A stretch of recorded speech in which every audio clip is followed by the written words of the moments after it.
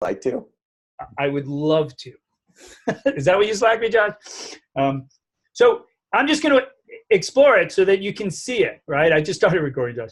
So if I go here, I just want you to see how this anchor tag is configured here to change the URL. So basically, the page knows where you're at. It's like you're on localhost 3000, and you want to change the URL, this / being going all the way back to the default. You want me to take away everything that's there and like stick Pokemon 0 there. No, I'll do that. Look, you just click on it and we'll go to Pokemon 0, right?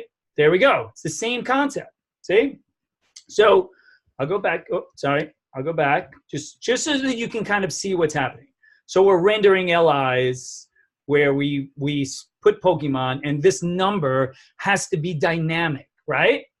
That number is going to be derived from some sort of for loop, right? Where I loop over an array and I hard code href Pokemon / and then I use EJS to be like,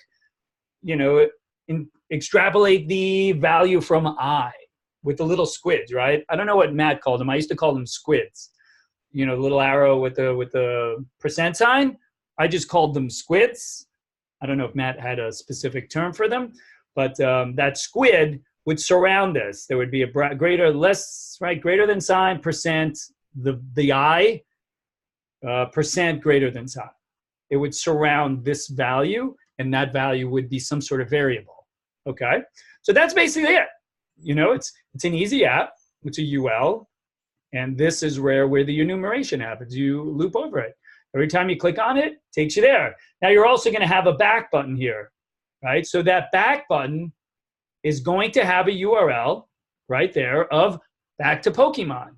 By triggering that URL, you go back to the Pokemon route. No numbers, nothing.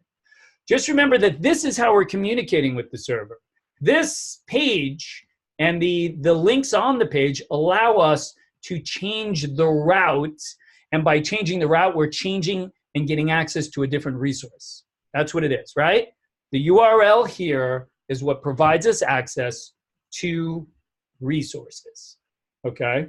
And we can control the URL via interaction through anchor tags or buttons, right? That's an anchor tag. This is a back button, really. I mean, it's a back, but it's also an anchor tag, because anchor tags are what update the URL, not buttons, right? If it was a button, we'd have to then have something inside of the button, like an anchor tag, to say, I want you to update the URL. Buttons aren't normally going to do that, okay? So that's what you're aiming for. And then you have it here. You have the whole structure here. You have two views, an index and a show, right? You have this models directory where you're going to store your data. You are then going to use require to import it, a module.exports to get it out of there, right? Just like you did with fruits. Yep. It'll walk you through everything. Just looking for my server set up and running. You'll get your server set up and running. Here's the Pokemon data. It's all there. You can pull that in and leverage it. Okay. What about the images? Where are they coming from? Oh, they're right here. So we don't need to have them in our local folder. No, it's a URL. We're going directly to PokemonDB.net artwork, and it's pulling out the Pokemons that way. Okay, so they're hard coded inside the object. If you grab Bulbasaur, you can get the name and you can get the image, which is this, right? I click on that. Here's the name. Here's the image, and both of them are being used here, right? H2. I would do whatever the object is, dot name, dot image, and then I would get these properties. Okay, easy enough. Set up your index file, giving you some, starting code here. We didn't create CSS files, so they're doing inline styles here, or style tags. I'm sorry, style tags. Okay, and set up your index file, and then you're committing along the way, right? Do your show routes. Remember this? Params deals with URL parameters. Anything that has a colon, right? Anything with a colon something becomes a rec.params, and whatever preceded or was after the colon becomes the key. This represents the key, okay? Then you have your index, you have your show, and then you'll render those individual Pokemon. And then you know, style the hell out of it, add some styling to it, whatever you want to do. Add some style tags in the index or show, and you can add as much styles as you want. Cool. Also, for the GA, we're going to continue the algorithms, and for that, we're going to be doing my GA. And in my GA for the algorithms, we're going to be doing recursion. So tomorrow morning, I'm going to be going over recursion. So go over recursion. It's about 20 minutes. Go through that. I believe there might be some hands-on algorithms that they want you to actually walk through CodePen. Just try your best. Once again, we'll review it. Come with questions. Shoot me questions if you have them.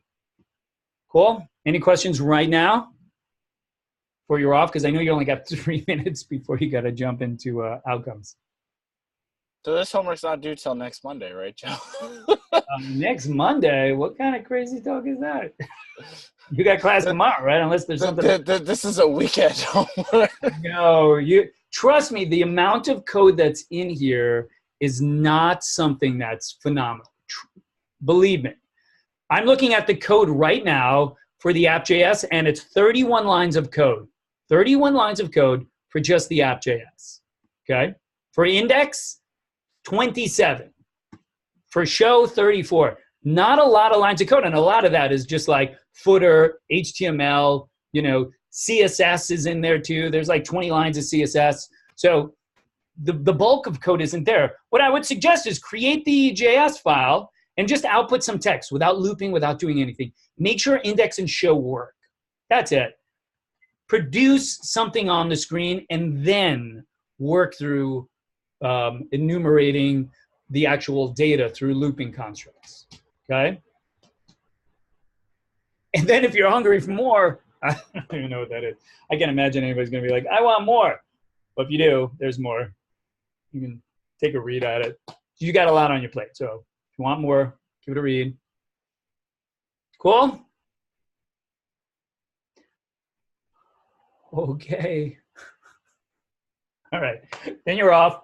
I'll stop the recording. I'm gonna jump out of the Zoom, and then I will upload the recording in just a few minutes.